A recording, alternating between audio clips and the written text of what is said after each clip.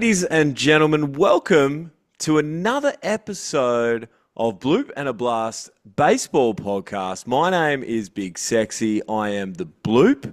Although if you saw me in club all the weekend, baby, I was the blast. I got a little smile out of him. His name is Hughesy, a.k.a. Luke Hughes. He is the blast. Hughesy, mate, it was a big weekend of baseball. The Championship Series here in Perth. You were over there in Melbourne, but I know you were watching. I know you were streaming it on Baseball Plus. How are you, mate? What's going on? I'm good, buddy. I'm good. So much to dive into in this episode. A lot of, I guess, rehashing on things that I don't really want to talk about, to be honest with you. But it was great to see, you out there and getting an opportunity to get behind the mic for the Australian Baseball League, mate. I have to say you did a great job. It was great to see, I guess, you take a little step forward in the baseball community, mate. Get the mug out there a little bit more. It was great.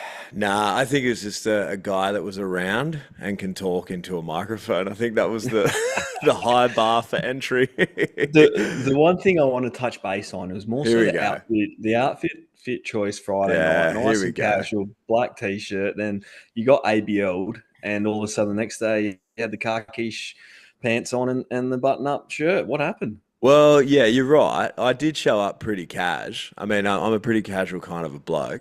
But I was in the booth with Eric Bellner, pre-game, obviously Paul Morgan, who is Paul Professional Morgan. I reckon that guy is just a professional through and through. And, of course, Simon Isons. And the boys we're all pretty casual pre-game, thinking, yeah, you beauty, Big Sexy's on here. It's all good. Fit the brief. And then, as the game started, all the guys in the broadcast booth that aren't even on the camera all pulled out the fancy shirts. And I saw Gonzo was there. I mean, Gonzo, lucky he's the boss of the ABL, but, he's the best dressed man in baseball. I mean, I thought to myself, here I am just in a nice tee and good pair of chinos. So I thought I'd better bloody sharpen up a little bit, Hughesy. I thought, so... Right. I did. No one said anything to you? No one said anything to you? No one said anything to me, but I just thought, all right, noted. And also, mate, I was running out of T-shirts. I had to go. I had to dig in for a collared shirt. Lucky it didn't go game 3, mate, because I don't have that many plain collared shirts in the arsenal. I would have been back to the Hughesy shirt. You could have pulled off the Hughesy shirt. I would have been very proud of you, mate. But look, in all honesty, you did a great job, and I think the guys did a great job in the commentary, bringing that game to life. There was plenty of action going on Friday night. Yeah. It was, sitting back here in Melbourne watching the game. It was a late one. Yeah, I bet. It was late, but I was on the edge of my seat and pulling for the boys. And congratulations to Canberra.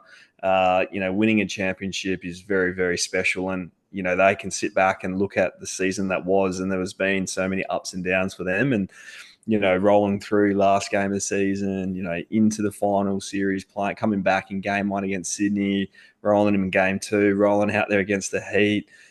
Offense was firing Friday night, putting up 10 runs, and then roll into Saturday. And what a pitching performance by Davies, unbelievable. You always look for those types of things. And he just went out there and put the team on his back and said, no, we'll win this in 2. We'll win this in 2. And what an outing that was. Unbelievable. Mate. Well, you know what it's like. So there's actually a lot I got to tell you. I haven't told you. We pretty much, we hit record on this episode and I said, no, save it. We'll talk about it on air because I've got so many funny things to tell you, Hughesy. But yeah, it was crazy. One thing I do want to put out there for you, which sort of leads into what you're talking about. Last week on the podcast, we were talking about how Canberra is free rolling, right? Like they're relaxed, and that's dangerous, right? And we all knew that, coming into this, people were saying, Jason Matthews came on the show and said, no, we'll just win it. We'll just win it in 2. And we were like, oh yeah, cool. Good luck, because no one really saw that coming. We should have known this is the season for things that you don't see coming, right? So, that's exactly what happened. But even then, Friday afternoon, I got the opportunity to go into the dugout while the Perth Heat guys were taking BP, and I was hanging out with, had a really good chat with Robbie Perkins, who is just an absolute legend. We all know this, but I tell you what, off the field, mate, what a great guy. Chats your ear off, right? No one saw that coming. Old Perko. Didn't see that coming, Perko. Old Perko. Hey. It was awesome. But I tell you, it was great. And so what I was getting at is how relaxed they were. And we knew they were, but legitimately relaxed. They were chill. And not saying Perth were uptight. I sort of steered a little clear of the boys because I don't have to see the Canberra guys next week, right? If I go and Mm. annoy someone in Perth, I might have to deal with them at club ball. I don't want that. But so no, they were cool as hell, man. And yeah, so you were right. Like it was a crazy, crazy atmosphere on Friday night, and of course, Colton Davis comes out and just goes shovey on Saturday. I mean, Mm. let's dive into the Friday night game a little bit here. Let me pull it up, and let's just quickly go and go through a little bit of a recap here of how it all went down in the championship series of game one. So you were right, Hughes. It was 10-8 to the Canberra Cavalry. Jack Mahoney, or as Hughesy likes to My call him, honey. there it is. He got the win for the game. It was back and forth, man. TK, two dingers. Like, When you hit one in oh, the season, comes out, hit two, when the lights just get switched on, that guy just comes to the front and, he obviously has the most hits in the postseason three by hits that far. night. It's Three not hits, even close. two home runs, three RBIs. Like, let's go. Yeah, Mm, crazy, man. Like, yeah, mate. And the place was just unhinged. Like, it just TK coming up to bat, right? Like it was, and mm. then let alone getting a hit, and it was so back and forth. It was a really really cool game just to be around. You could hear the Perth faithful getting behind it. One thing I noticed on Friday night, Hughesy, and it was really cool was how like straight up and down Canberra were. Like from memory, and look, those of you watching the game, right? I was watching it at ground level, right? But it seemed like every time Canberra got a hit, it was just a line drive or a base hit up the middle. It was just Mm. real simple stuff. Mix in, of course, George Khalil's 3-run shot, but they were just constantly, they get a guy on or get a base hit and just working up the middle. And it paid dividends for them. They were constantly pressuring the Perth Heat. And in the end, I mean, Perth fought back. Let's not Mm. argue with that. Big knock for, of course, Jess Williams on Friday night. Mhm. That was huge to tie it up. And and so many other things, but it's just yeah, just Canberra The like sneaky good. the difference for me, both pitches kind of struggled, to be honest with you, early in the game, I guess Yeah, you can say. And the things that kind of stood out for me were the top of the order, especially Ray Zubra. He mm, went 3 for and stole 3 bags, right? yeah, And I think that kind of set the tone to be able to, take your base hits, score your runs. I don't think the Heat played a very good outfield that game. They yeah, let the runners get to second base on those base hits, which I think essentially hurt them, and they probably gave up a couple more runs. Being able to keep that runner off second base when they get the hit. If they give up the run, okay, but a couple of times where I think that throw came in over the cutoff man, and they took the extra 90 feet, right? And mm, that's what you do in especially in championship, you got to make sure you take that extra 90 feet. So, for me, that was kind of the difference, and being able to string those back to back to back hits along. It was huge. And, Miles Symington, what a series. 5 for 8, I think he went, hit a bomb. I think after a couple of hits, maybe one more button got undone. oh I'm pretty man, sure, I got to stand by next to him. like Here's he. but by game Whoa. two, that those buttons were just all the way down, Yeah, and then I think he had his shirt off the post game. I'm pretty sure I yeah. saw a clip there, I went, and it's I huge. went up to him to do an interview, and he's smoking a cigar, and he's got like the glasses on, the goggles Yeah, on, and I yeah. was like, "Hey man, you don't have to get rid of that cigar." He's like, "Oh no, it's all good, man. It's all good." Yeah, he's just so polite, so nice. But I tell you what, talk about a jacked human. Oh my Yeah. God, like yeah, amazing. One other thing I want to say to you real quick, talking with Jim Bennett between games, we were talking about Zubra. And Zubra's one of those guys. If you look back at his stat line, Eric Mm. Balnar actually, of course, I In didn't. season, you talking about season Yeah, in yeah, the yeah, season? yeah. Yeah, Eric okay. Balnar brought this up, right? Average, right? Of Very course, I average. wouldn't. I wouldn't have done any research.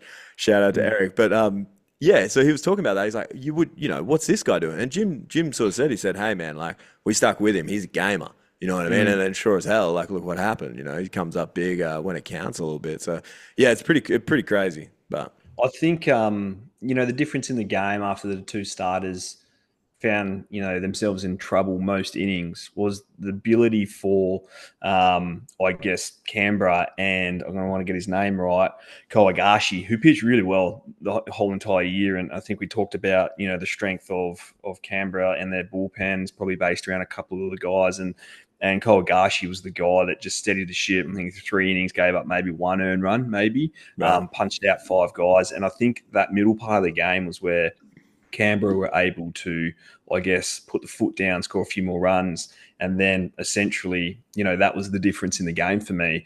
And being able to go to the back, Kawagashi. So Kawagashi, yeah, 3 innings, yeah, 5 punches. Yeah. yeah. Yeah. So, Amazing. that for me was, there's some offense that happened throughout the game. I get it, but it's huge being able to go to a guy like that to shut the team down and be able to give your team the opportunity to go back out there and score some runs. So I think definitely that was the, I guess, difference in the game, where the Heat probably struggled in those middle parts of the innings and gave up a few runs. I think they made a couple of errors and stuff like that too. So, or an error too. I think there was a few more errors in that game that were counted as hits, but we'll leave that. The other thing I wanted to say, and I mentioned it on the broadcast on Friday, talking to someone, talking to the Perth Heat hitting coach, but who would have thought? And you were high on Jack Mahoney all year, right? Mm-hmm. Mahoney, but who would have thought they're going to go out and score that many runs off Mahoney? Am I right? Like, no one saw that coming, or maybe you did. I don't know. I doubt it, man. You said coming into this game, it's going to be a low-scoring game on Friday night, and we were all just blown away by that, So Yeah, definitely. And I think, he still got through 5. I know he gave up 6, and I'd still say the difference of the game was the middle relief for both teams. Figueroa came in and struggled. Couldn't fill up the zone. Gave up 4 earnies. Park came in, and I think he gave up a couple of hits, but that was just the difference of the game, middle part of the game. It gave Canberra the opportunity to get back in the dugout and stay hot with the bats and drive in some more runs, and that's just the difference right there. So what was impressive, to be honest, was Jordan Power to come out, and I think he threw 1 in the 3rd innings and gave them an opportunity. And to be honest with you, as a coach, all you hope for as a team going into the 9th inning is to be able to have a chance to tie the game up, if not go ahead. And the Heat did that. They got a couple of hits, they scored a run or 2, and then they were down 2, with 2 out with the tying run at the plate. And so they had a chance, right? And that's when John Kennedy comes in, the veteran president that he is. He threw 4 straight change-ups to Bodge, and, Bodge struck out. So, the ability to be able to, cooler heads prevail, go out there, win a ball game, set yourself up for game 2. John Kennedy is a huge human. Is his brother? No. Is it his brother? Is he bigger? Same. They both play for the same club or teammate as well. Bro, so you watch him on TV and you're like, yeah, that guy's big.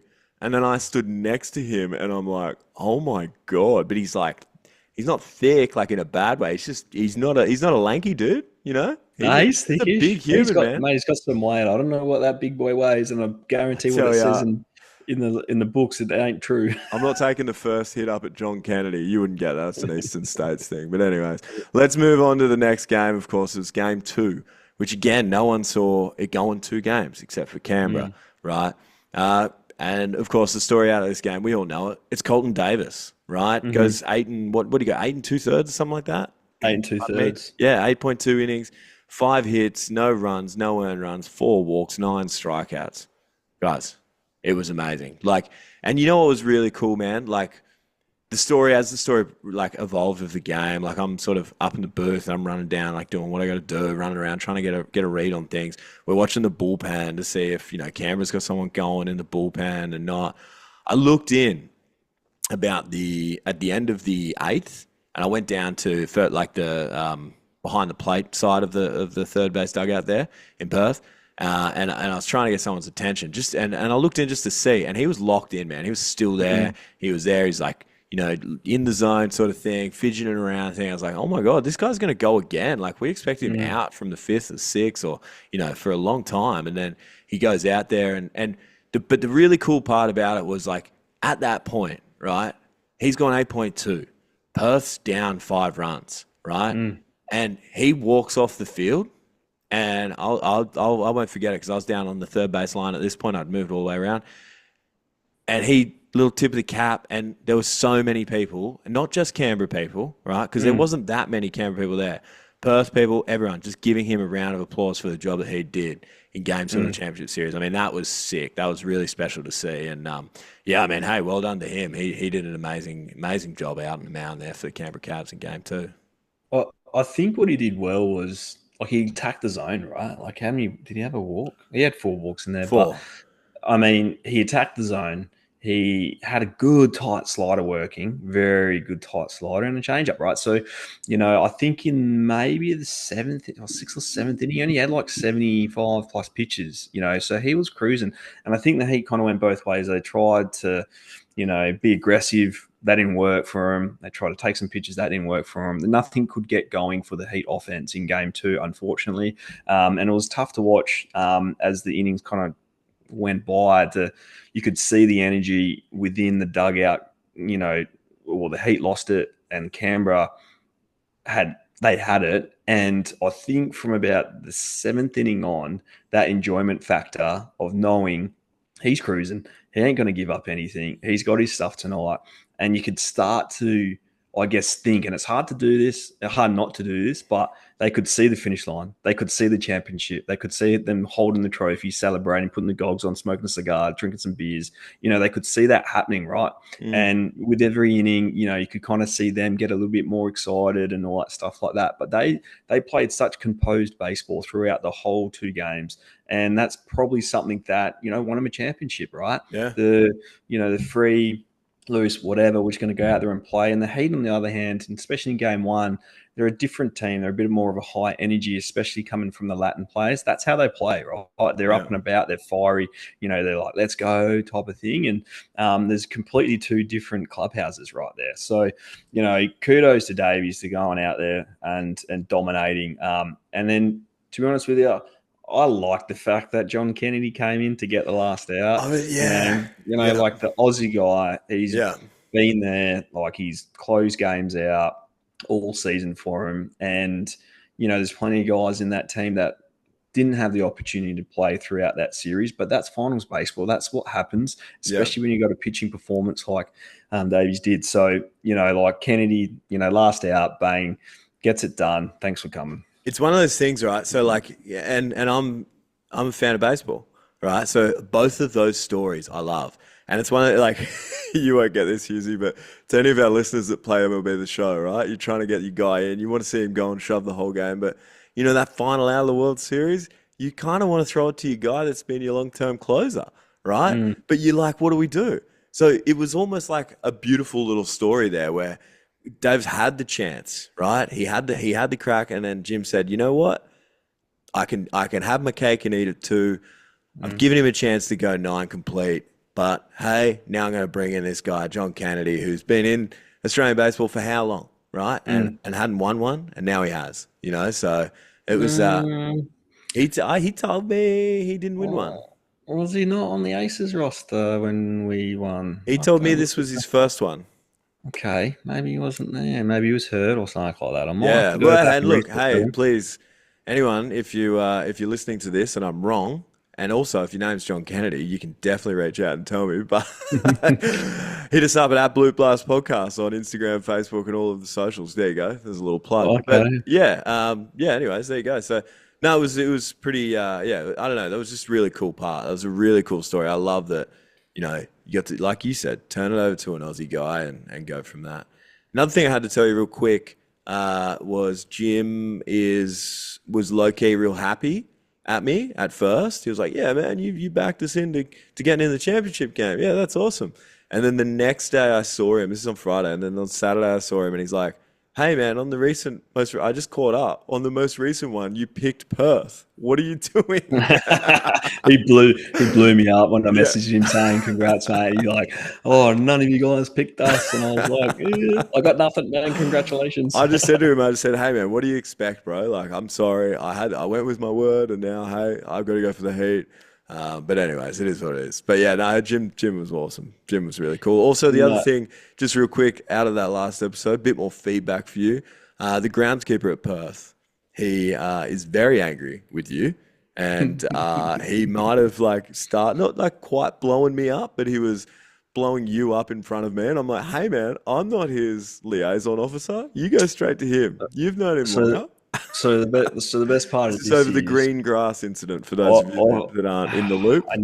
and I solely threw that in last week just to see if he is actually listening to the He's podcast, right? listening. And He's listening. Thursday morning, as soon as you posted it, mate, he's a greenskeeper, obviously, and I get a message early too, and he's like, "You're kidding," and this greenskeeper I've known since I was 15, and we've had many Well, a good day, apparently, good night. it's funny that you say that, Luke, because he told me that you can't. You're quite terrible with like I don't know, say $50,000 worth of mowing equipment. Is Yeah, that correct? Did you yeah. blow up a mower? I did everything to his mowers. So for about a year, I worked with this particular person. We like to call him Birdman, and I think I blew up probably 3 blades. I was edging once, and right near the clubhouse of Kings Park Tennis Courts, like amazing clubhouse. Had the headphones. I was listening to Jerry Waitley on SEN. I was locked in. And then out of the corner of my eye, I could just see like this like shimmer. And I look over and all his glass was just like shattering on the ground. I was like, and they looked at the guy making the coffee on the other side and he's looking at me and I was like, shit, was that me? And so I've clipped the rock. The rock's gone flying across, hit the window, smashed the Oh. window. So I've had to call him and I said, hey, mate, you might want to get down here. He's like, what'd you do now? I said, I smashed the window. He's like, what? Was this before or after the mower? Was the mower kind the of at the final same straw? time. Well, I did it 3 times in a year. I blew up his blade 3 times for hitting like rocks and stuff like that. And no, it was probably one of the most fun jobs I've ever had working with one of my best mates. And, you know, it was fantastic. Fantastic. Anyone that's looking for something to do, just go mow some lawn. It is the most relaxing, therapeutic thing I've ever done in my life. Hey, pop the shirt off, get a little tan while you're working, boys. Let's go. No, one year, that was the year I was playing for the Heat, and I remember summer, it was like 40 degrees every single day, and so Friday games came around, and I was up at like 5 at the club at like 5:30, worked to about 3 o'clock in 40-degree heat, just like smoking hot and defeated at life, right? And then roll down, then just like sit in the cold shower for an hour down at the ballpark and try to strap it on. But no, honestly, kudos to Birdie for getting that field looking schmick. It looks amazing. And even if you used a little bit of green paint out there to make it a little bit better, no one noticed. No one noticed. Hey, let's move on. But obviously, again, big congratulations to Canberra. I mean, game 2, it wasn't just the story of, we should go back. It wasn't just the story of Colton Davis. Plenty of other guys contributed. Of course, Miles Symington hit that big shot there early on. Mm-hmm. Ahmed Upshaw, 3 hits in the night, 2 for Miles Symington. Georgie Khalil, 2 knocks on... in game 2, and of course the big 3-run shot in the first game. So, awesome to see. Actually, pretty much almost everyone, got a hit in game 2 for Canberra. I think they got like 25 hits in 2 games. And that's crazy. Just crazy. Good and just coming out hitting. So, big congratulations to those guys. And of course, Canberra Cavalry are your ABL Championship Series Claxton Shield winners. I think it's just the Claxton Shield winners. I think I like that more. That's probably what it is. Let's move on, Hughesy, because we've got some awards to give out. We didn't, as I said before, I don't have many collared shirts. The one I wore the other night's in the wash. So, and I don't actually own a bag of fruit at the moment. So I didn't want to have to go down to the local shop and grab a suit just for this podcast. But maybe next year. You never know. Never know if we blow up. Hey, Hughesy. We're going to go into Hughesy's team of the year. Oh, give it to us, mate. Give it to us. I want to hear it. I've been holding off a little bit, and I did look at the ABLs, and for the most part, I agree with them. There's a couple players in there that I'll probably switch out, and for a few reasons. Do you want me to run through the team first? Can we start it? Did you do a coach for yours or not? Yeah, it's Brooke Knight for me. Yeah, of course. Turning around and close second by Benny. Benny. We're my 2 favourite people, except for Dave's. They're my top 3 people that we've spoken to. You've listed half of them now, mate, and I think no, but people that we've spoken to, I'm like, no, nothing wrong with those guys. I don't know, I just really like it. Anyways, get it off me. Keep going.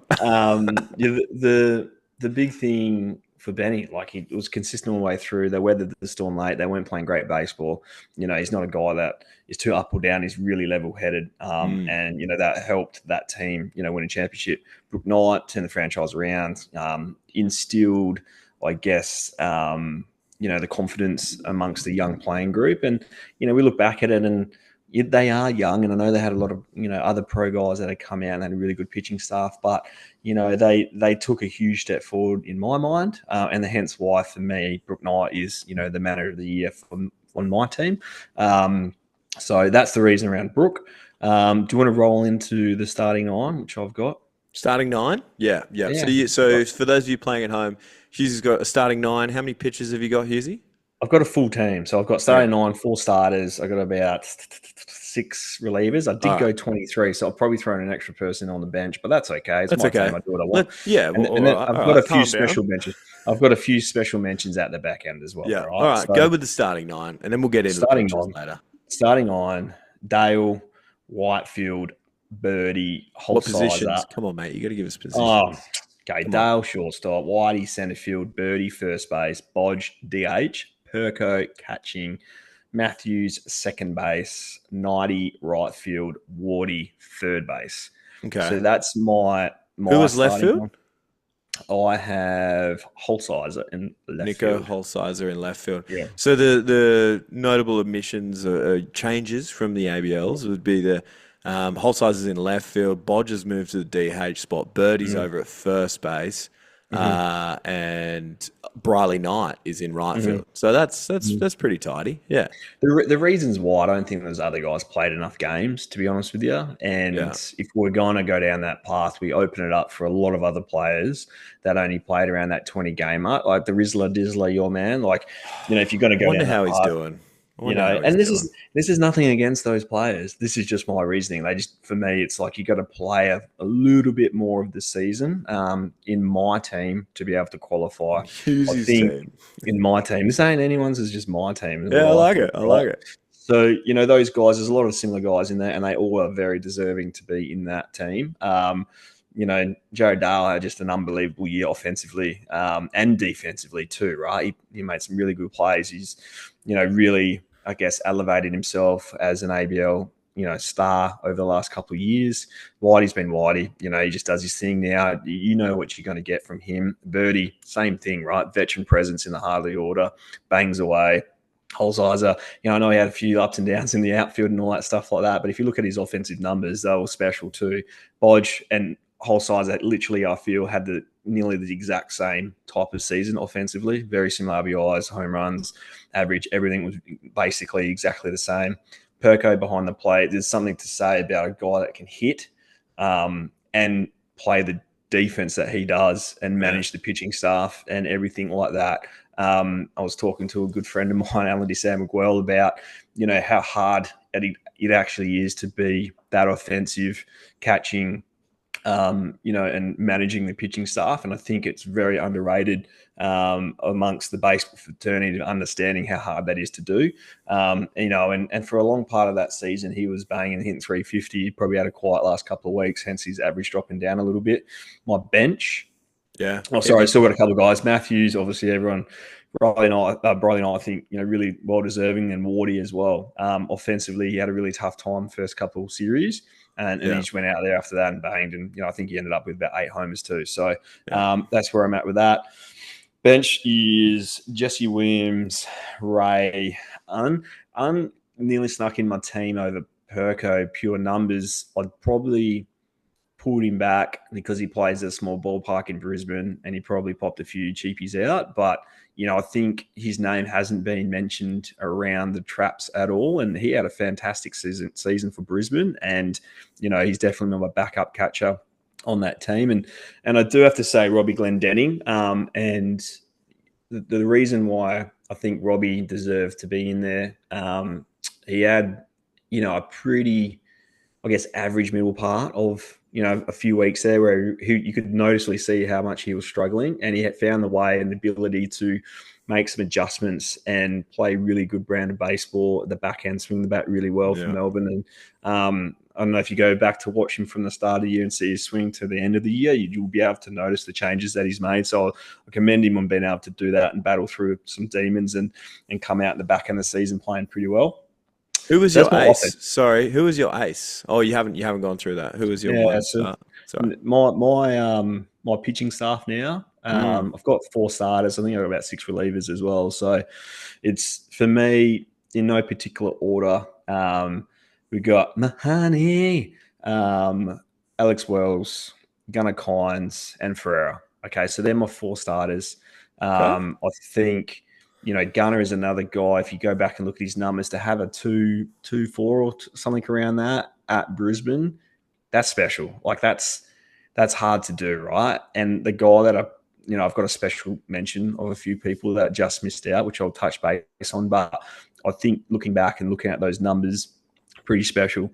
It's pretty special through the regular season. I know a couple of those guys struggled in the finals, but to be honest with you, they were dominant through the whole year, the whole regular season. Yeah. Moving to the bullpen. So no particular order with this. Got a few lefties, few righties in here. Like Townsend, fantastic season. I think he had a 0.6 or something like that. I've got Tyler Beardsley, dominant through the whole year, throwing those bowling balls about 94, 95. Pretty special. Kennedy as well. I think he ended up with like 9 saves. Joey Steele for Melbourne Aces. Yeah, okay. I think he had a fantastic year.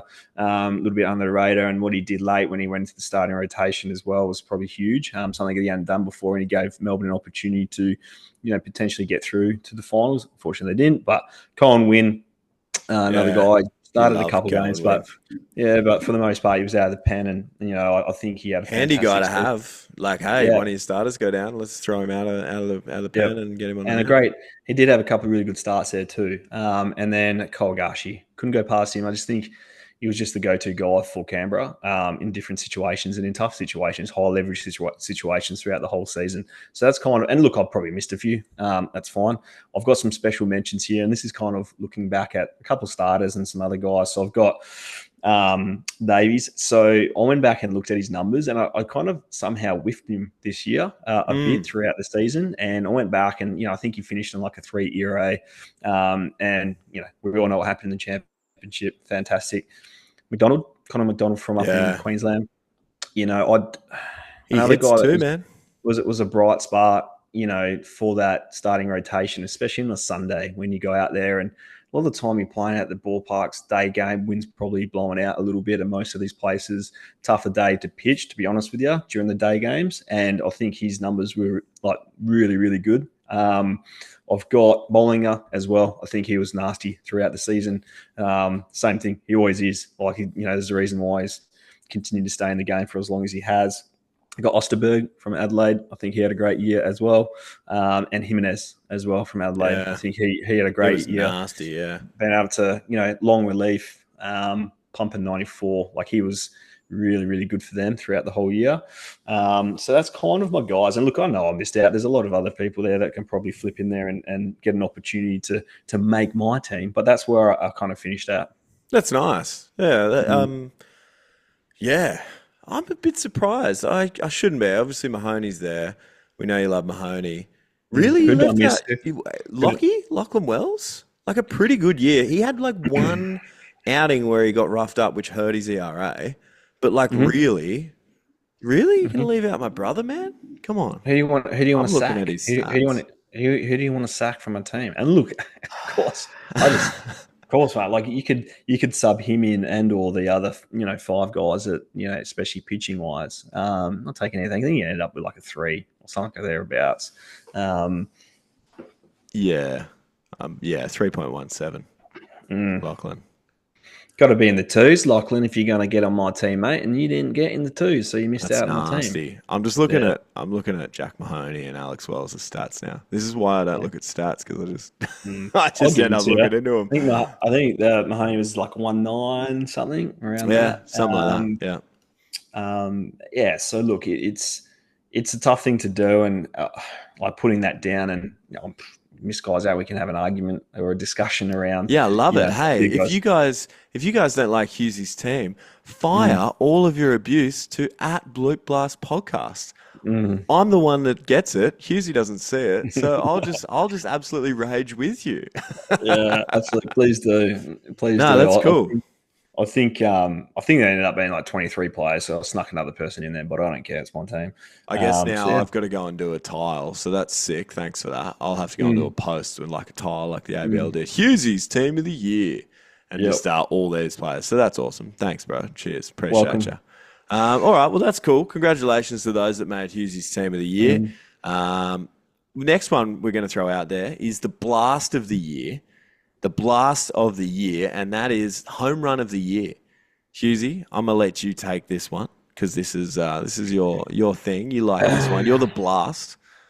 There's no So bloop base hits of the year. No one loves talking there's about that. there was a lot of good shots, right? And probably watched more baseball this year than I ever have because I like to be prepared for this podcast. I'm And glad to be someone honest did. with you, No. I just love baseball that much, right? So going into the final series of the weekend with so much to play for all teams, I think you can't go past Holsizer.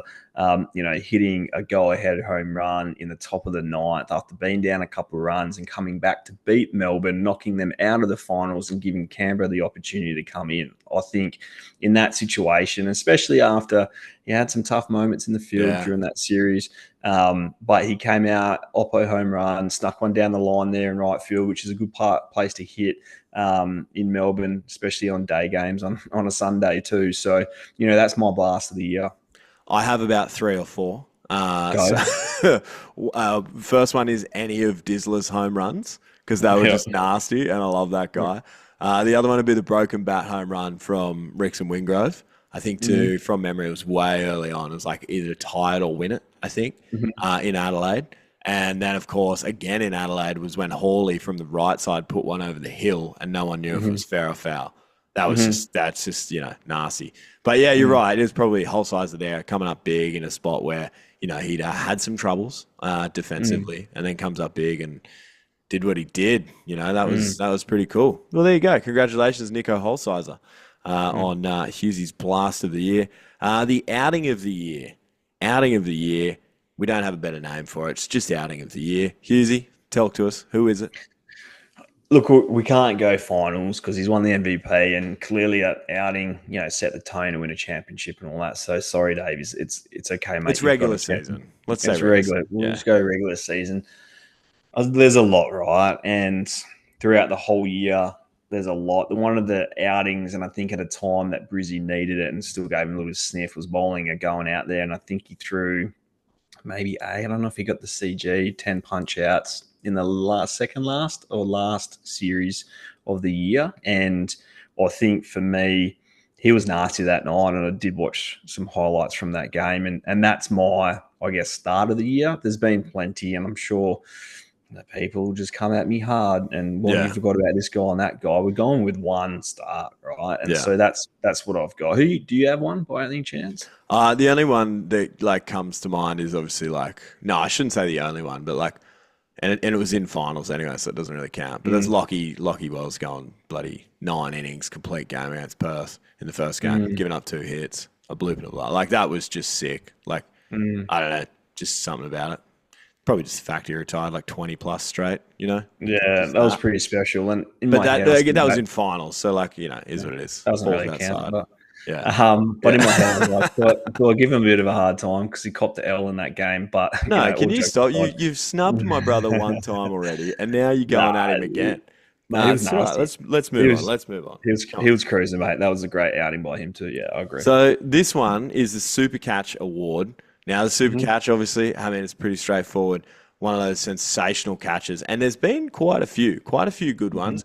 Obviously, the most notable is that fan in Canberra, stripy shirt, but he didn't win it. No, no, no. We're talking about Chris Berkey, out Hmm. there in left field. First of in that same meeting, I did a little breakdown about it, but it's you think about a catch of the year. I mean, Colmenares in the finals, but again, that was in the finals.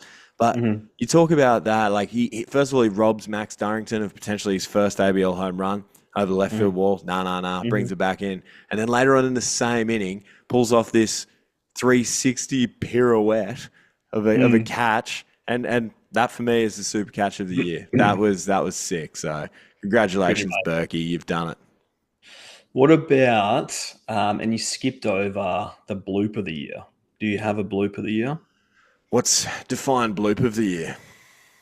You might have to go back and have a little look at, I don't know, a little fist job or something like Well, that. if you're Maybe. gonna, well, okay, so then all year, right? The Mhm. bloop of the year probably goes to TK for getting that little bloop shot that then goes on and Mateo comes up behind him and drills one in the Okay. left. You know what I All mean? right. Like, I mean, that's So, that's that's a good bloop so you're giving the bloop of the year to the all-time to hit the leader, all-time all-time home run goat. Yeah, leader, the I never. all-time RBO. You're giving I the bloop said to to you him. off air, I don't want to give away a bloop of the year because I'm going to upset someone, and Yeah, now you've yeah, angled me perfect. into upsetting TK. Yeah, That's what I great. do. Just one guy Can't that I wait. like do not want to T upset anymore. TK's coming. TK's coming for you. No, no, TK is an absolute Mm. gentleman. TK, I love you. Hughesy's just stirring me up. Hughesy's stirring me up. Well, there you go. That's it. They're all of our awards. Fantastic. Glad I didn't put a suit on Mm. for that. Mm. That was good. Anything Do else we you want want to to? talk? Oh, Do you sorry, want to go. talk about like your MVP of the year or anything like that? Helms Award. I mean, I Mm. agree with the league. I Hmm. do. I mean, I'm probably a bit biased, but I think Wellesley shoved and what was it 1.55 ERA or something stupid like that. You Mm. know, a bunch of strikeouts. Yeah, It, it, 1.5 it, ERA, I 50 think there's innings. a bit of a contentious, I guess, pick. I think it could have gone anyway, Jared Dale or Alex Wells. That's an And I've interesting. had, I agree with that. I've read that. So he got like he was one of the defensive players of the year. Like he had a really Mhm. good year defensively, as well as the offensive player of the year. And then you put those two Mm. together, and you're like, how's that not the Helms Award?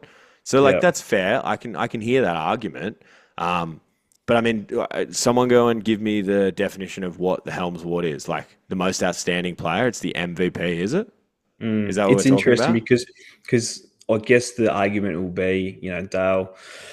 I think he ended up playing like 34 games or something like that in the season. Plays every day, consistency throughout the season, great defense. He kind of put it all together. And then the flip side of that, you just have dominant starting pitcher that went out there and shoved every So single week. So Husey, Wellesley started 10 games this year. mhm, 6-1 record. mhm, So like 60% win rate, right? Obviously. But like mm, out of that, there was like what's that, 3 games that went to a no decision? mm. It's So I mate. mean, I easy hear, to mate, say that he and had a pretty positive impact on the game, yeah. like I on the just team. obviously, I'm very pro Alex, and I think he had a great year and deserves to win the Helms Award. I think every year you look back at the Helms Award, and there's a few guys there that are pretty stiff to miss out. Someone does something slightly better or whatever. So I always think there's someone close that misses out. Oh But yeah. Jared should have won in my mind the Offensive Player of the Year. Sorry, Whitey, but I think I told Whitey this anyway and said, mate, I think Jared got you. And I do believe Jason deserved to win the Golden Glove Award. So I do Yeah. back that, but to be nominated for a couple of them and to walk away without an award, that doesn't sit right with me. I definitely think Dale should have won the Offensive Player of the Year, definitely. You're just the season's over, Husey, and you're still Yeah. doubling down on Melbourne guys. All right, just No, stop. It's I like okay. giving the props when they deserve them, and I think Dale did. He deserves a little bit more than what he got this year when it Trying to comes to the, find. the trophy cabinet.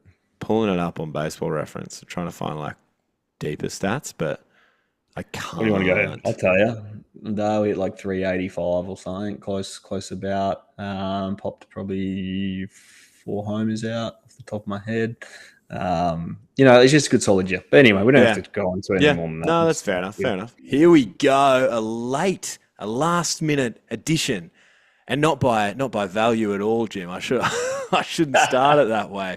But we've got the Claxton Shield winning manager of the Canberra Cavalry, ladies and gentlemen. It's Jim Bennett. I'm G'day, here, mate. man. Hey, how are you? Congratulations, mate. Congratulations. Good to see Yeah. you guys. Congratulations, mate. Thanks. Appreciate it, man. It was fun. It was fun at the end, at least. Yeah, what a Yeah. series, mate, for the boys, for yourself. Huge, and we'll dive into it pretty deep, I feel. But to go out there, past weekend and play a great brand of baseball. I mean, mate, how was it? How was Friday night? Huge game there to take game one and set up the series. Obviously, taking game one's huge. Going into that first game, well, I know you guys, you had what, 3-1 and 5-1? I don't think anybody expected 10-8. Nah. So, No, Nah. yeah, it definitely went different. Mahoney's the guy that's always going in the sixth or seventh inning, and so I had to use Kohigashi a little early, but the boys got it done. Mate, Talking about that though, like, sorry, but like to get, and I think we said it on the broadcast, but like to get for Perth to get so many runs against an arm like Mahoney, like Mhm. you're right, like I think we kind of brushed over it a little bit just there, but like he has been a lockdown guy at the top of your rotation all year, and then for that, I mean, that's playoff baseball. I get it, but still, it just really iterates that point of like, geez, like no one saw that coming, and anything can happen in the finals, in the playoffs. Yeah, I mean, obviously TK got it going for him. Mm. Shocker. Um, and I don't big, think anybody expected the 3-run homer off at Khalil, so that was quick. That was a quick turnaround for us in a good way. So that yeah. was good. That was good. It was interesting to see, the back and forth between the two starters. Perth Heat threw a shot, answered straight back with 3-run shot. Went out there, scored another run. Heat came back. It was, I don't know, 4 or 5 different score changes back and forth throughout the first, 6 innings before you guys were able to, I guess, extend the lead and string a hit after hit after hit together to essentially be the difference in the game. We spoke about it a little bit earlier on the podcast with Sexy about the ability to have Kogashi go out there and lock down 3 innings for you and give yourself an opportunity to extend the lead.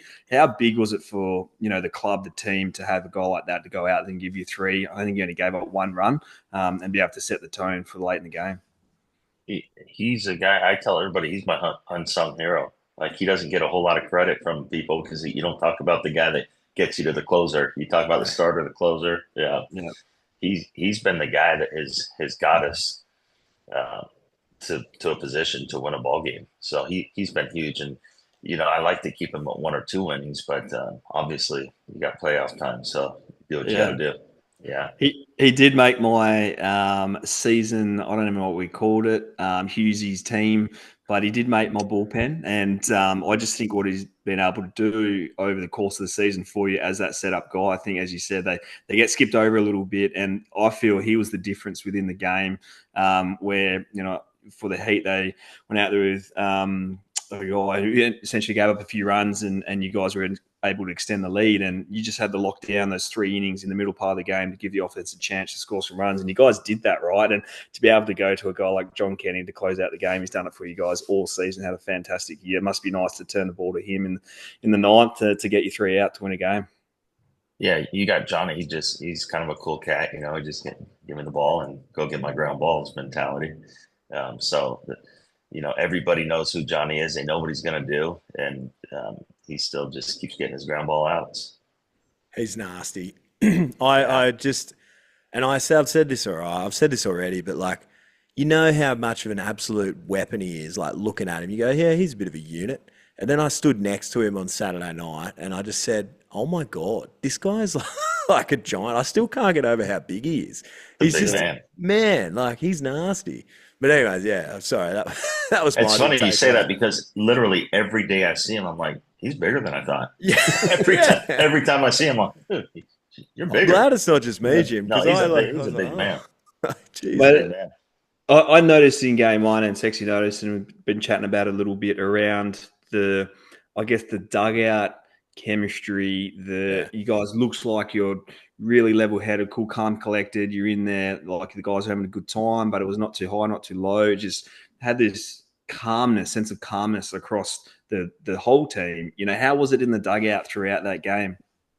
It was pretty much the same. Obviously, there's some excitement when you're doing good things, but I feel like just the atmosphere and they're both good. They're just Mm. different, but Perth, especially a lot of the affiliated guys, they got an emotional team, and Mhm. they can ride their waves high, which they did for the whole second half. I Yeah. mean, they were on fire. Um, but I also feel like there's another side to that too when things don't go well. And I felt like we saw that a little bit in game two, whether I'm right or wrong. That's why, Mm. and we're not on the game two yet, but that Yeah. was one reason I did not want Colton to come out of that game because I felt like I felt like the other side wanted to see somebody else. I think it was noticeable, right? Definitely. Yeah. I think it was noticeable, mate. Mate, it was definitely noticeable in game one to see the two different contrasts of teams. And as you said, they are a bit more emotional, and Mhm. it comes back to, I think, that, the Spanish flair, right? That's how they play. Absolutely. They play that high energy, exciting game, really emotional. And for me, when it comes to the playoffs, it's all about the cool heads and who can just continue to play and stay at that level. And at times, of course, you're going to get excited, no doubt. Like when you score some runs, come up with a big hit, Khalil with a 3-run shot. The dugout was firing. That was huge, right? And that to me was the difference in game one. Was the cooler head prevailed, and you guys went out there and won, a huge game, and on a Friday night in front of a good crowd too, right? Well, we might have lost you with the audio there, Jim. Can you hear me? Oh no, you're Yep. back. There we go. No, and that was one thing that I noticed Friday afternoon, like going around and talking to you guys. I think I was sitting in the dugout with Perko for what felt like ages, and I thought I got to get out of here. This guy's got a championship game, but everyone was just so chill. Like everyone was like, Yeah. "Yeah, cool, man." Like, and I was like, "Well, there you go." Like it paid dividends in the end. But Yeah, and I mean that's who the guys are, and I think I don't know if I think we talked about it last time I was talking to you guys. I mean, when I see that that's who the group is, that's who I want yeah, us to be. I don't want us to be Mm. anybody different. I'm not going to Yeah. try to have team meetings and get them fired up because that's not who they are. Yeah. If I had Perth, I might be doing things a little differently. So it Yeah. just that's where you see who you got, yeah. and You you're said gonna Did you know have the atmosphere.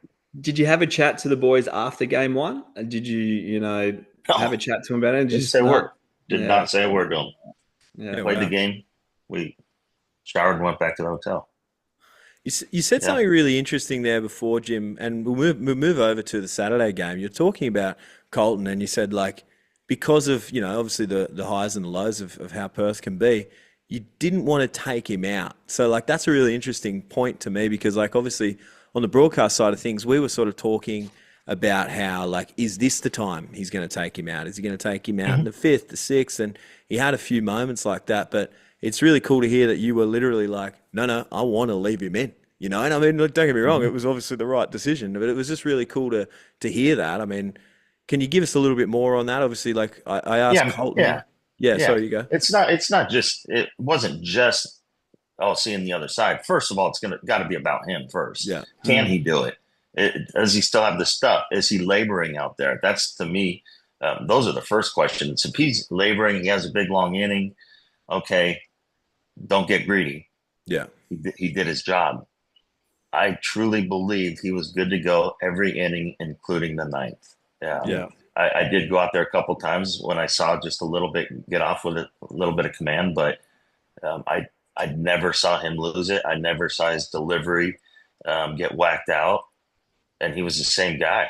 And Yeah. did he want it every inning? 100%. I Ultimately, could I see don't that. care if Yeah. a guy wants it or not. If he's coming out, he's coming out. And Yeah. that's where a couple of people asked me, "Oh, did he tell you to keep him in or what?" I mean, I love the guys, but I'm not a believer that players make those decisions. They're emotional. They want it. Yeah. The only way I would let a player make that decision would be if he told me he couldn't go. I'm not going to have a guy go if he tells me he can't go. So that would really be the only time where, okay, you're done. What was interesting with that again, and I first of all must thank you for how gracious you were, so especially with the media and that all weekend. But I was poking my head in there at the end of the eighth after Colton came off, and I was trying to get a bit of a read because in the booth we were talking like, is this Yeah. it? Are we going to see him go nine? And behind the scenes, we were all hoping that he would, and to see him go out for the ninth was sick because we're thinking to ourselves like, this is an all-time sort of performance in a way, like especially in a championship game. This is awesome, and what a career moment for him if he can go and get a complete game shutty in a game like that. But when I poked my head in the first bat, like that sort of Mhm. your end of the dugout, and I saw you and I didn't say anything, but so I looked over, I saw No, you Colt. could have. And he was sitting there and he was locked in, man. Like it was, he Right. had the leg shaking a little bit. Like he was just thinking about the game. And I thought to myself, oh, this guy, he's going again. Like here we go. Like he's going to get the chance to do it. And he did. Ultimately, he No, went and he got did. two outs. One, But yeah, must have been cool for you to throw the ball to JK in that situation as you know well. what? To me, either one of those scenarios were great as Yeah. long as we won, Yeah. obviously. To be able to pitch a complete game shutout in today's game. I didn't go back and watch a game yet, but somebody said that they were calling me a baseball romantic or something by kept sending him back out. I don't even know what that means, but I, to me, it's all about, can he do it? Yes or no? Yes or no? It's not about old school, new school. It's about what's best for the game, what's best for the obviously the health of a player too. But yeah, I mean, to be able to give the ball to him in the ninth inning with 2 outs and have Johnny only have to get 1 out.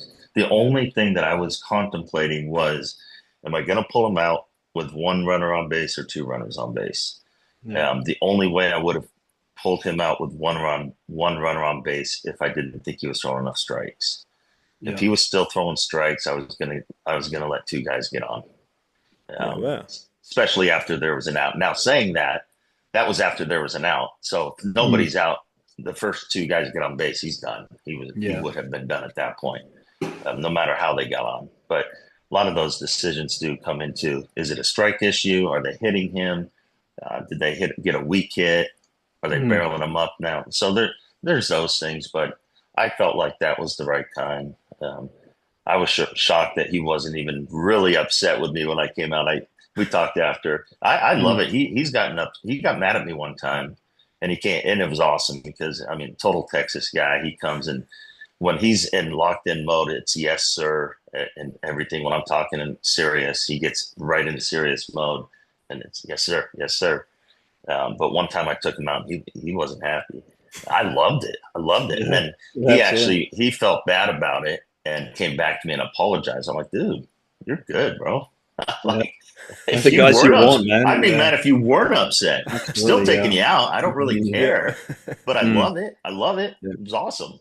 Yeah, definitely. I noticed the rhythm and the tempo, like through the middle part of the game, it was what was so impressive for me. And he controlled everything. He was getting pretty quick innings through that middle part, and really for me, if the Heat were going to make a move, it had to be that middle part of the game. And then I think I had a couple of quick innings. He didn't throw too many pitches. And I remember checking the pitch count. I was like, hold on a second. Doesn't seem like he's throwing that many pitches, right? And I think he might have had like 70 through 6 or something like that, right? And I was like, tidy. I was like, shit, he's got a sniff here to go really deep in the game. And he did. And to his credit, it was amazing to watch. And, I'm happy that the Perth Heat crowd, by the looks of it and what Sexy said to me earlier, tipped the cap, claps, cheered and stuff like that, because a pitching performance like that deserves to be celebrated. Doesn't matter if you're pitching in Perth or in Canberra. So, that was great to see. But, I'm an offense guy, mate. I want to get to the offense. You guys got 25 hits over the 2 games. It was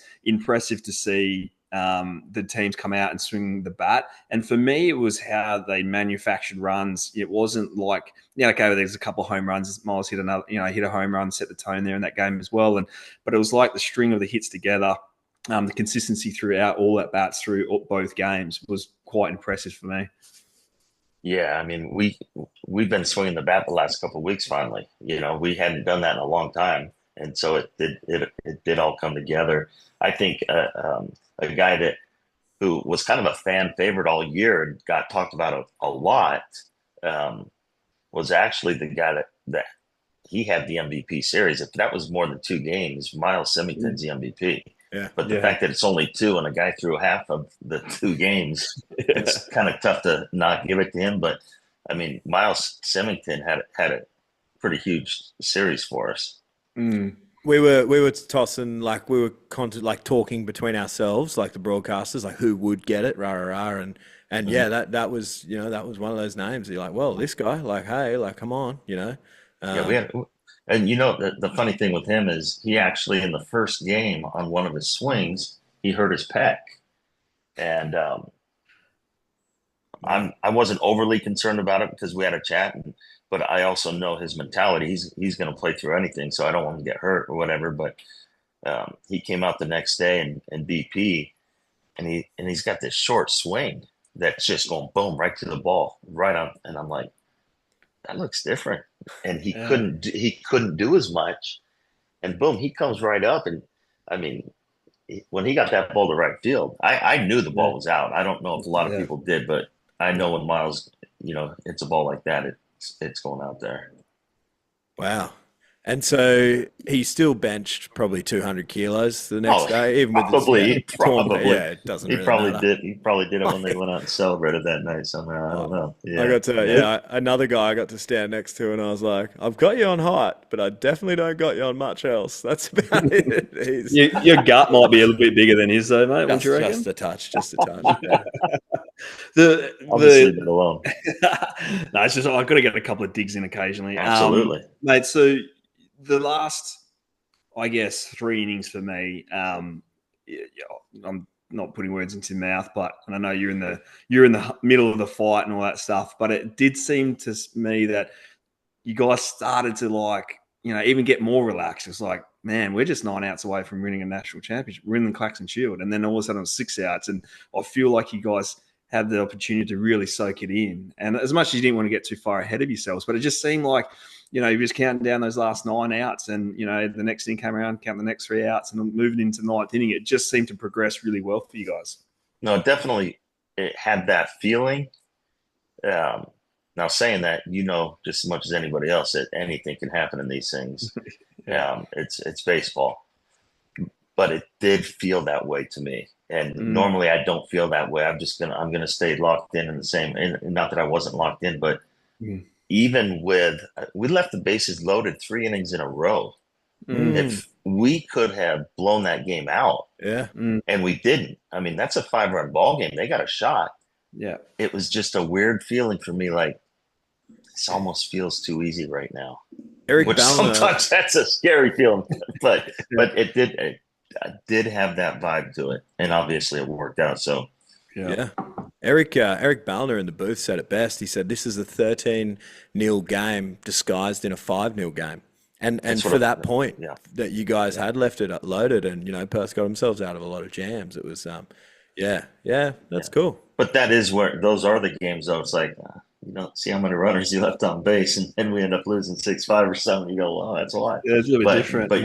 But no, it just felt like, and like I said, going into that first game, some of the young kids for them with the affiliated teams, they've been doing some good things, and I was worried about them.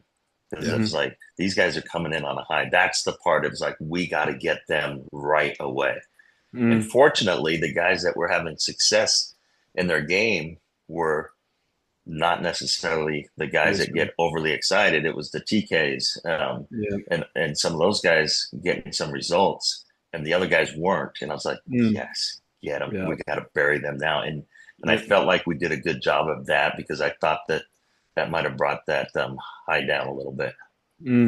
And the celebration, mate, like clinching it, winning, how was the emotion for yourself personally before we get to the team? Like, what does it mean to you, mate? I know it means the world to win a Claxon Shield. It's really cool. I mean, I've been really fortunate to be around some good teams in the ABL. But as a manager this year, just to watch the boys celebrate, that's fun. It got a little emotional for me, and I don't like talking about me, but my mom passed away right after Christmas, and she's like my biggest fan. So I'm sitting there going, I know my mom, if she were here, she'd be like bragging all her friends, oh, my kid's the best. He does this. And it's like, Mom, stop. You're being dumb. I love that. But that's how she was. And so I'm like, I got pretty emotional with that part of it too. Just going, I know Mom's proud, and because I know how she is. And then right after that, I was just watching the boys celebrate. There's nothing like it, because they're who it's all about, it's almost like, I don't know, proud dad just watching the guys do their thing. That's awesome, man. That's beautiful. Yeah. That's really nice. And the thing too, like, we spoke to Perko earlier this year, and like hearing how much the Australian Baseball League, the ABL, means to him, and then the season that he had, and then getting to talk to him afterwards, and that, you can just see how happy he was, and like, obviously you're happy you won, but like it was just so much deeper, like, I don't know, it was really cool. Like, it was a really cool thing. And yeah, I mean, hats off, man. Congratulations again. Like, that was just really, really cool. Like, It was pretty cool watching Perko show some emotion of just big, huge smiles and just Yeah. getting after it. That was fun because he ultimately Perko is the reason I came to Canberra in the first Mhm. place. So to sit there and watch him just go ahead and finally let loose and just be Yeah. excited, Yeah. I, that's pretty so, special. Pretty so, special for him. real quick, sorry, talking about Perko, sorry, Hughesy, but one thing I Mhm. noticed a little bit, Jim, when I was down that third baseline on the camera there, and I'd look in and I'd see very often between innings, you and Perko just having a chat, like not Mm-hmm. having a chat, but obviously talking about the game and stuff. And I just thought to myself, man, just to be a fly on the wall, just to hear those chats throughout the game, like that would just be unreal. But you know, again, like it shows how close you guys are and you know how important that relationship is to you and obviously to Perko, I'm sure. But yeah, it was just really cool little moments that you don't always get to see, you know, when you're out at the ballpark. But yeah, That's cool. it Yeah. was really cool for me. Yeah. Sorry, Nice. Hizzy, you had Nice. something? No, I'd always say, when it's all you got so much adrenaline, so much excitement, you're on field, you're celebrating with the team, sharing those moments. When you get back to the change rooms, the clubhouse, you finally get to sit down and take a second to take a breath. And I feel, that's when everything sinks in. You're excited, you're up and about, you're on the field, all that stuff. But when you get back in the change rooms, it's just the lads, you're sitting there and you're having a beer, whatever. For me, like that's a special moment, and it finally kind of really starts to sink in, and you get to sit down and have a laugh and smile and chat and celebrate the victory with the team. How was the clubhouse after the game? Oh man, they just didn't stop in there, and I did sit down for a second in the coach's room there, and just when I think about it, like my expectations going into this 100% was to win the Shield. I don't care where Mm, we're ranked, who says what, yeah, anybody can win. So those are the expectations. But now after you did it, I would have been more upset than I was happy if we didn't do it. yeah, That's the way it would have been. But the fact that we did it, and then I sat down and I started going, "Are you kidding me?" Like yeah, now I can sit there and go, "This is what you remember how bad we were. We were then we almost got out of this thing, and then the yeah, last day we're back in. Did yeah. this just really happen? You know?" Happening. So it was like just like, wow, this is cool. This is pretty cool. Especially, I mean, it's a good story, man. It's Yeah, pretty it's a cool. great story. Yeah, Unbelievable, like to see, from the start to the middle to, the back end, like last game, yeah. you're a couple outs away from, packing your bags and being on a plane back to the States. Fast forward 2 weeks, you're, Claxon Shield champion, mate. And, to be able to share it with a group of guys. And as we said, looks like you guys have so much respect for one another as, players and coaches and stuff like that. And to see the guys celebrate together as one, it's a pretty special feeling. And always tell people, no one can take that away from you now. Like No, you have that no, bond, and I think you said it before, like no one can take that away. Like you are, no. Classic champions. That bond will be there forever now. You have that connection. Doesn't matter if the boys fly back to the States. Everyone's friends on Facebook, Instagram, whatever like that. That bond will be shared together forever. That's one of the in one of my very few talks to the guys. I did have a little chat with them during the celebration. We stopped everything, and I just had a few words for him. What you just said is exactly what I said. Mm, Um, I mean, you guys got a bond forever, man. You guys, yeah, these are yeah, memories that you'll never be able to take away. You guys, some of you guys are going to stay in touch until the day you die, which is really yeah, cool. Which is yeah. really cool. Yeah, yeah. You know, we had an affiliated player, Miguel Palma, got invited to Yeah. big league camp, and he had come up to me 2 weeks ago and just apologizing to me. He's like, "I have to leave after Sydney. I'm so sorry." I'm like, "Miggy, dude, Mm, you go, man. yeah. You going to big league camp. I get it, man. Let's Mm, go. I'm pumped for you." mm. He comes up to me after we win in Sydney. He said, "I'm not leaving. I'm not leaving." Like things like that. I'm like, Yeah. let's go. Yeah. Unreal. So that was pretty cool that he stayed around. And then he's gonna be okay. But he pulled his ham, and I'm like, dude, you got to get him out of here. Yeah, and he is gonna be okay. But yeah. When you were telling that story, Jim, I was thinking about him coming out in game one, and I was like, "Oh no, don't tell me!" Like, yeah. If that were a World Series game and he were in the big leagues, he probably wouldn't have come out. But there's no way he's going to stay. I'm going to keep him in the game right there. But it's one of those seasons for Canberra, you know, like you there, like it's your first season with them. You've got Perko, who's been this stalwart for Canberra for so long. You've got, as the season developed, you got Jason Matthews and George Khalil up the middle. And like now, like you put it all together and then you guys won the championship. Do you know what I mean? Obviously throwing a guy like JK and of course the imports, the guys, like it's just so many really feel good stories out of it. And I just think, unreal, man. Like just absolutely congratulations. And look, now all the niceties out of the way, Jim. Give it to us. Give it to us for not picking up.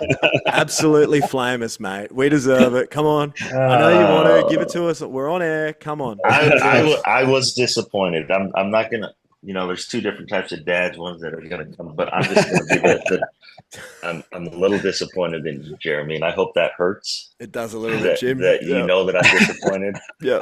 But that was the only one. I hadn't seen that podcast yet. And why do you think I didn't say anything? I knew I had to watch it when when I was talking to you during that first day. I'm like, this is not going to go well. And I'm like, are you kidding me? I couldn't get a courtesy pick. So, come on, man. Let's go. There's two sides to it, though, right? They're going to lose in 2 or 3. You might as well look. Maybe they'll lose in 1. I don't know, Jeremy. We'll just you can cut me some. You can cut me some slack. I've got that connection, mate. So you cut me some slack. I get it. That's why I'm after him.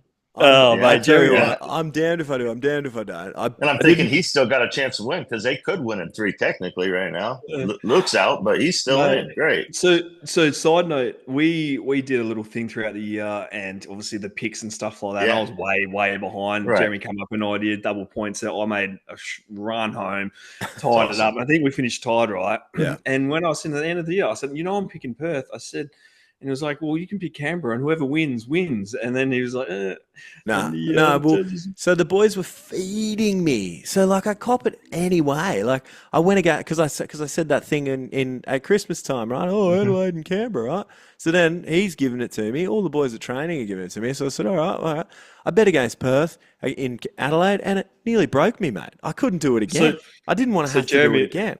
But I'm not sure if you're aware, but Jeremy's at a club where you got Hawley, Jess Williams, Warwick Sorpold, Kieran Hall, Bojowski. All right. So they're give all him some slack here. All right. And low-key, pretty sure Woz hates me. Kiz hates me. Kieran, I'm sure you'd Alex much Hall rather hates me. have me disappointed than have to deal with that. That's It stings both ways. I'm Jim, still disappointed, though. I'm happy for you, mate. I really am. I appreciate it. I do have to ask you, mate, going back to Canberra, and I've seen some pictures and stuff like that today around last night, and you going back and being there with everybody. How was last night, and how was all the fan interaction? Yeah, it was fun. We got in maybe an hour later than I think we were supposed to, and they were all still there. I've never been here. I had no idea what to expect, and it was a good crowd.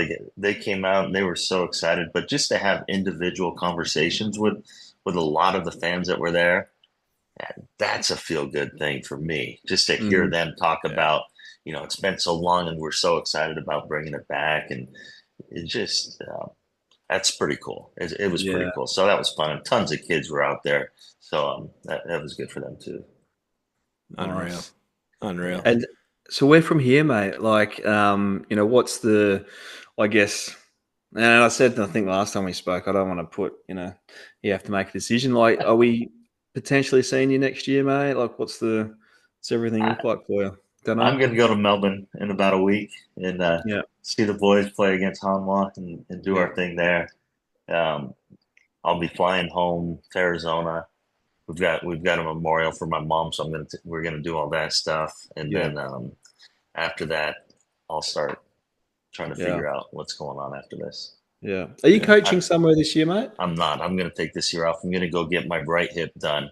I don't know if you guys saw. Well, Jeremy, I don't know if you saw me trip up the stairs to the podium. I did actually, dude. You all right? Joe, that was a Joe Biden move right there.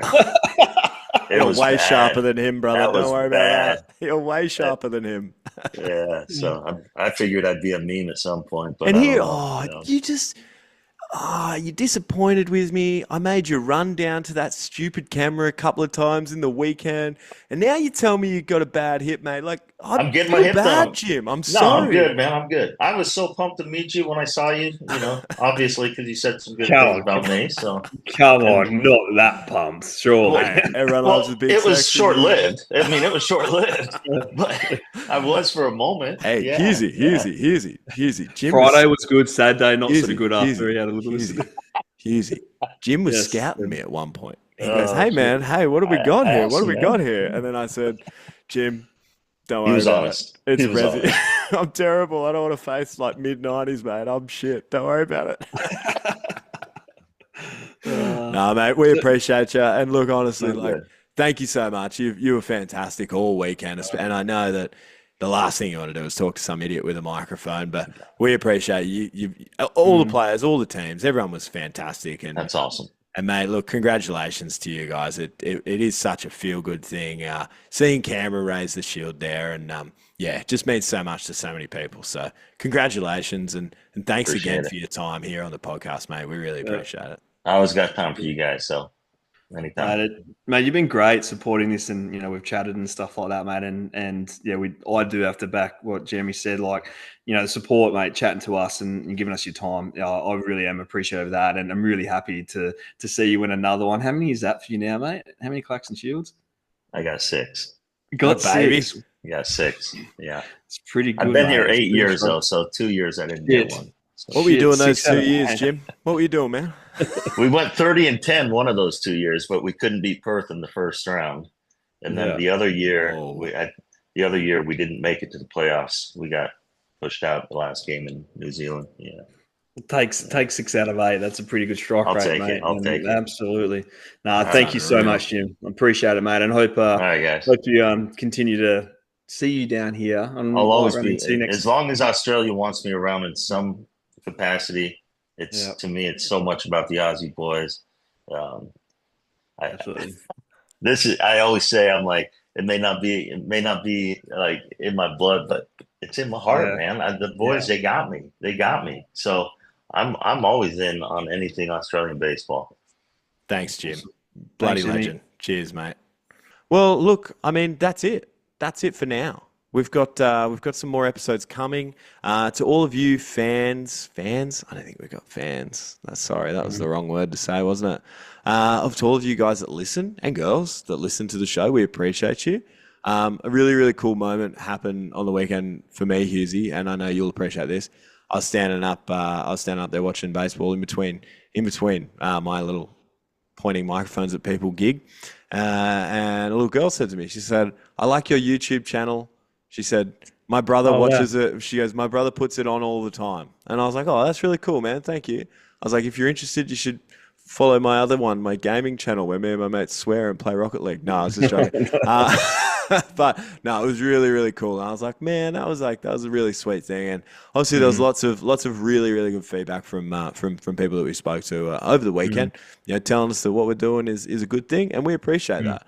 We really, really do. I know, Hughesy, you'd love to hear that kind of stuff. So it was really, really good stuff, man. So yeah, it was sick. So I know we kind of put the finishing point and the full stop on the ABL season, but this podcast ain't stopping. We have got so much cool stuff, so many more interviews, so many people that I think the public, you guys that listen, will love to hear their stories and dive back into a few memories and be able to discuss everything that was their life and in baseball. So yeah, it's going to be a really cool, I think, off season. There's so many more people that we want to talk to, and it's been action packed.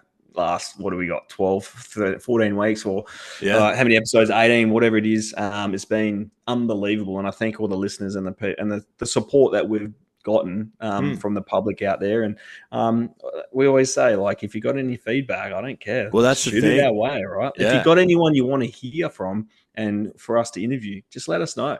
Yeah. We probably already have them on our list, but if there's someone out there that you really are That's dying one to hear thing from, that I feel like, Hughesy. Now I'm really dropping down the fourth wall here at the end of this episode, but That's one thing I feel like we haven't had a lot of. Now, I used to do a podcast, obviously, for those of you who know, Hughesy knows, Players Podcast Australia with my mate Mick Gain. We used to do one, and people used to write in all the time and say that. And we get a lot more people writing in than we did in the beginning.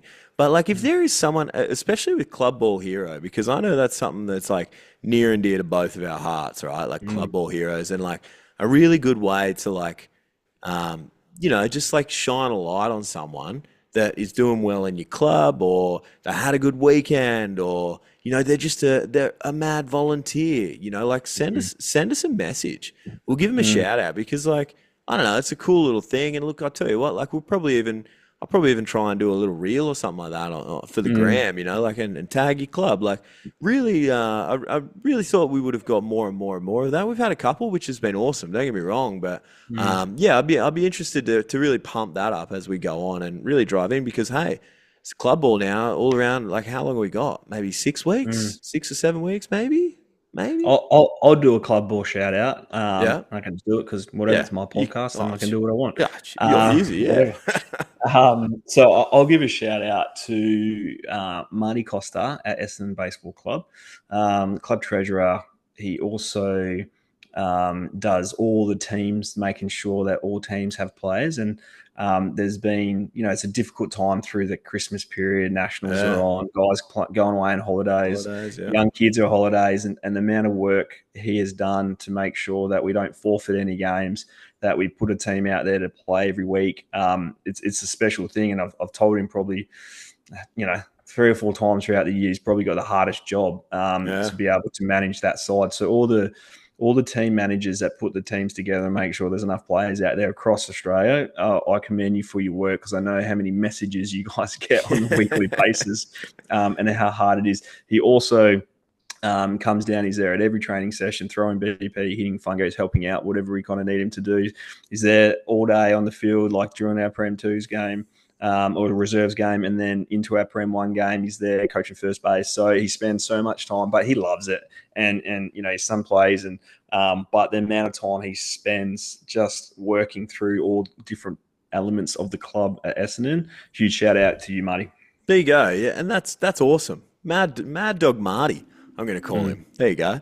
No, we appreciate you, Marty, and thanks for that, Hughesy, because that's the kind of thing we want to do. So if there's someone in your club, that you think's a bit of a club ball hero, or it doesn't have to be any, just give them a shout out. We'll read the message out on the podcast here, and we really appreciate it. That's awesome. And like Hughesy said, we do have a bunch of really cool things coming up. We have some sick plans coming into the off season as such. We say it's an off season, but yeah, this show's still going to be here. We're still going to be here. We're going to change some things up a little bit, if we can say that. I think that's a fair way to say it. But we're going to do a little, like a series. Let's just say that much. There you go. It'll still be Bloop and a blast, but we're going to have some fun with it and do some stuff there. So we appreciate all you guys for jumping on, and thank you so much for all of the support. I mean, honestly, mate, like the way things have gone, the Instagram's grown. We're getting some pretty good traction on YouTube. It's a slow one, but hey, it is what it is. That's cool. Like, any subscriber's a cool subscriber to me. I'm happy with that. So everything's going really well, and we appreciate you guys for jumping along and coming along the journey. So, like you said, we're not done. It ain't over yet. There was one more thing I had to tell you, Hughesy, but I think it's escaped me. It was really good. Goss. Perko was obviously saying like he really, like genuinely was like really happy for us and like how we're doing and really appreciative, which I was like, oh man, like most of the time we just get on here and just like Hughesy takes the piss out of me and I try and give it back to him. But it was really cool. Like there was a lot of that kind of stuff as well. I can't remember what I had to tell you, but that's all right. I might remember, and I'll tell you next week, mate. So until then, guys, we appreciate you so much. I've said it so many times, but if you haven't already, make sure you go and check out the Instagram, the Facebook, the YouTube. We're even still on TikTok. It's slowly growing over on TikTok, mate. It's rough, but I tell you what, give it time. At Bloop Plus Podcast on all the socials, all the pipes, even on Facebook, we've got it. We appreciate you guys for listening. Thanks so much, and we'll see you again next week. Peace. Going back, this ball